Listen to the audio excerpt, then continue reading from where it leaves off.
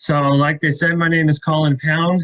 I am a recently graduated student, and I've been working with Matt Yost for the last 2.5 years now.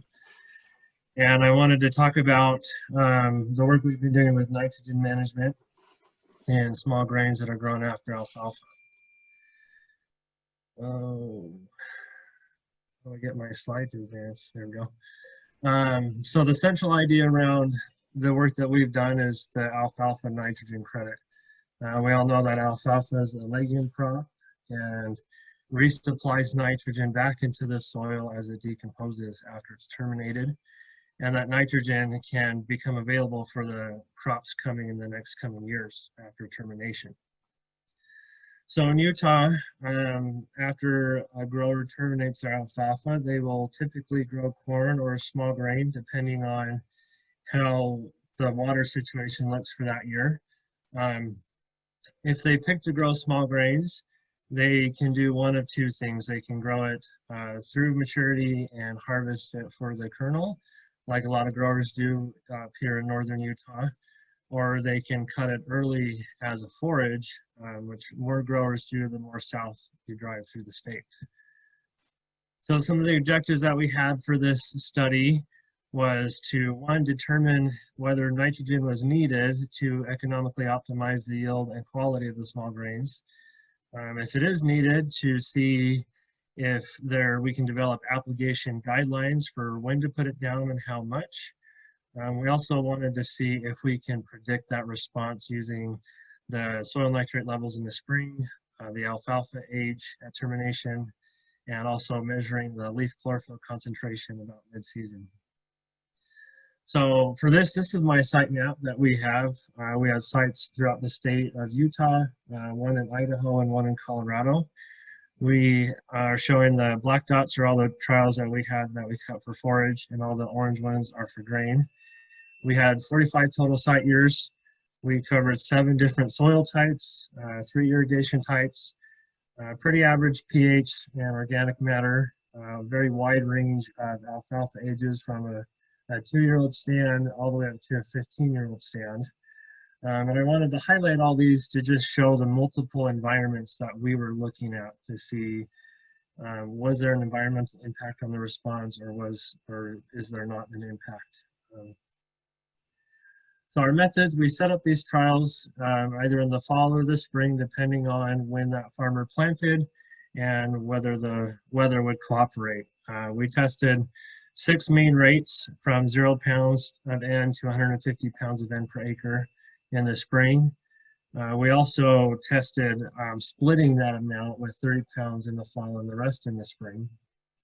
So we let that kind of go through the season. This is a picture right here of one of our trials in Box Elder County in 2018. Really shows the color difference within our plots. And if you can see me at all, I can't see me. The picture of my background is another one of our sites to also show that color response, that visual effect. At this point was about the boot stage to flag leaf, where we would go out and we would take our leaf chlorophyll concentration readings, and we would put out a mid-season application of 60 pounds to see if you delayed applying, how that would influence your yield and quality. And then our grain we harvested with a small combine, and our forage we used this sickle bar mower. So next I want to show this video of some trials that we have in for this year. I am out here in Cornish, Utah at one of our research farms.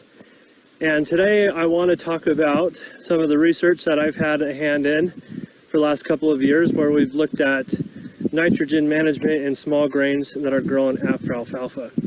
Now we find us here in a field that's soft white wheat, and we're still about 3-4 weeks till harvest. But this is a big research farm that we have, and it's the most unique farm in the entire study. And I say that because of a few reasons. It's the most inclusive farm for all the aspects of this study. We have first and second year data that we're getting out of here.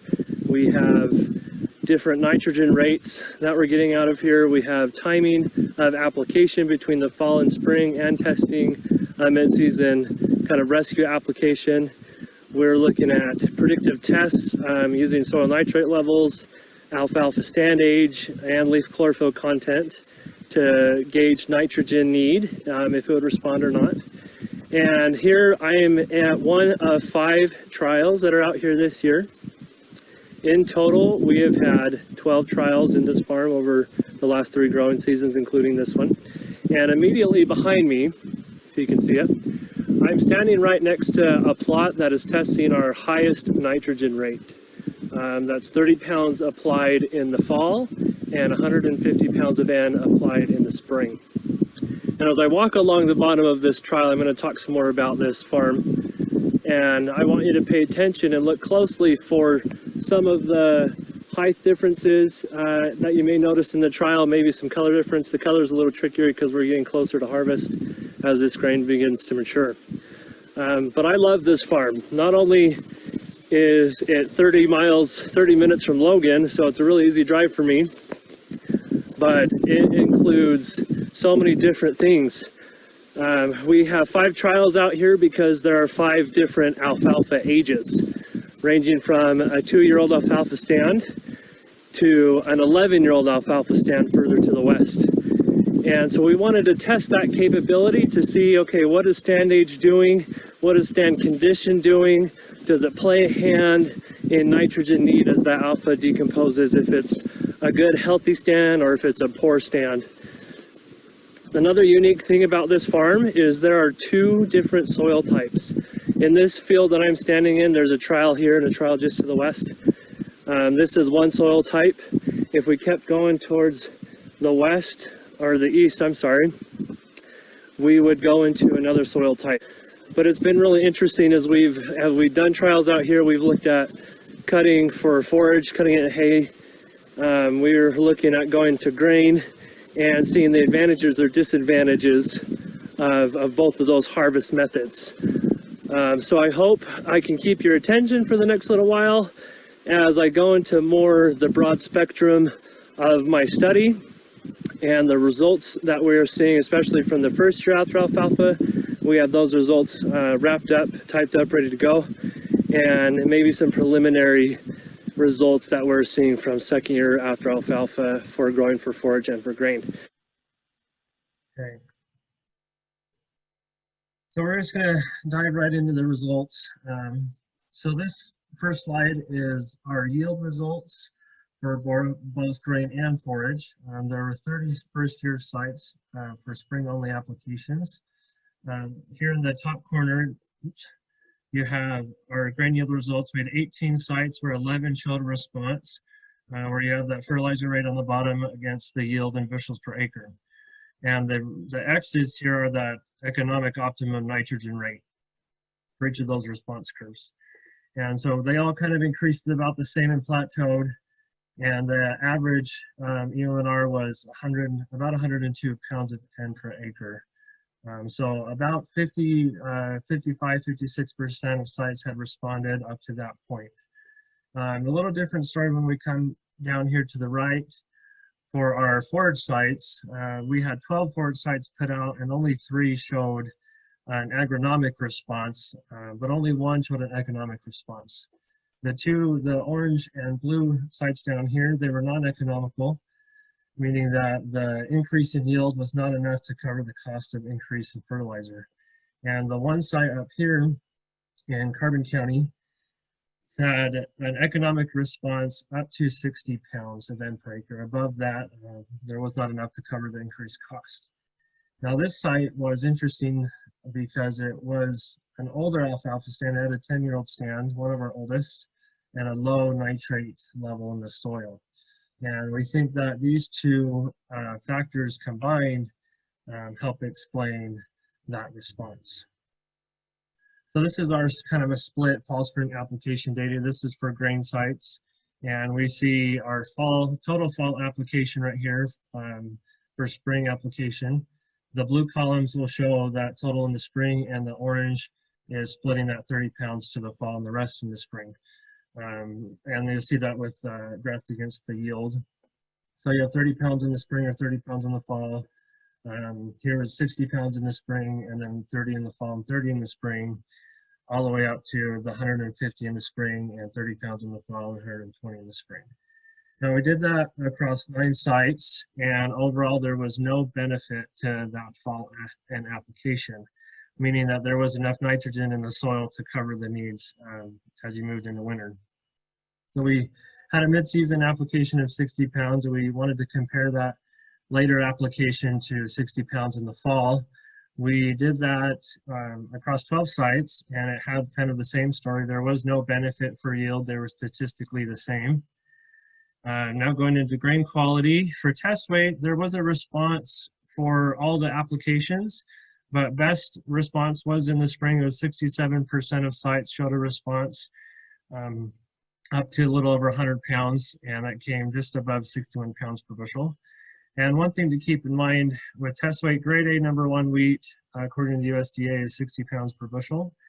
And from at least my experience working with grain elevators, there's not an economic incentive or market incentive for increased test weight. So all our kind of applications hit about that 60-pound mark or above. For protein, it was a different story. We did not see a positive or equal response throughout all the applications.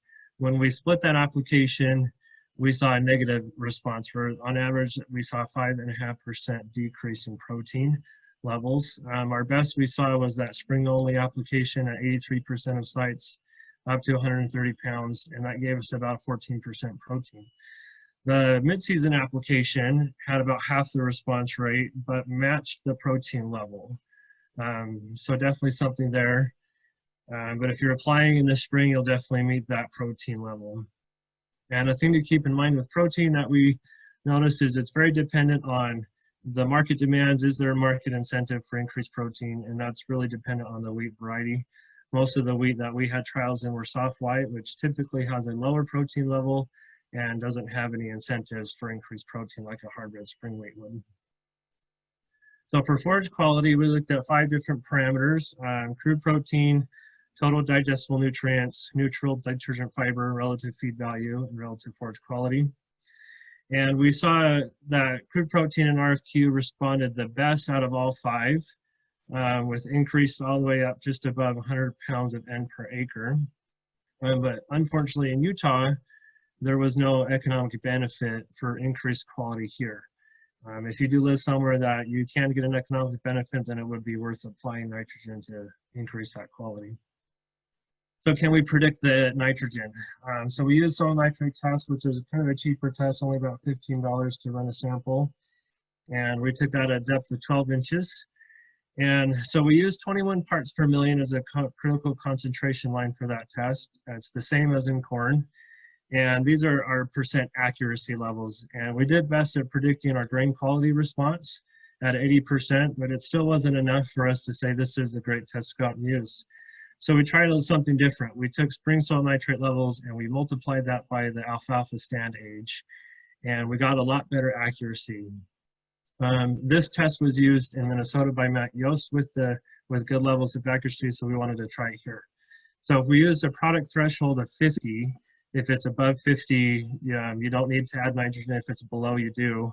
We saw a lot better accuracy levels throughout all the areas of the study. And that forage field that was economic fell in that category of accurate. And so we were very happy with that test. The next test was our leaf chlorophyll content test, more kind of an expensive upfront cost if you want to buy your own leaf chlorophyll meter. And so we're using this test to evaluate the response to that mid-season application.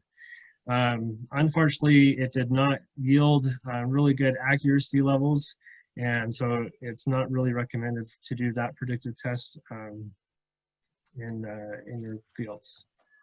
So some preliminary second year results. Grain is still to be determined. We're not to harvest yet, but forage is looking promising as we're pulling the data and analyzing it.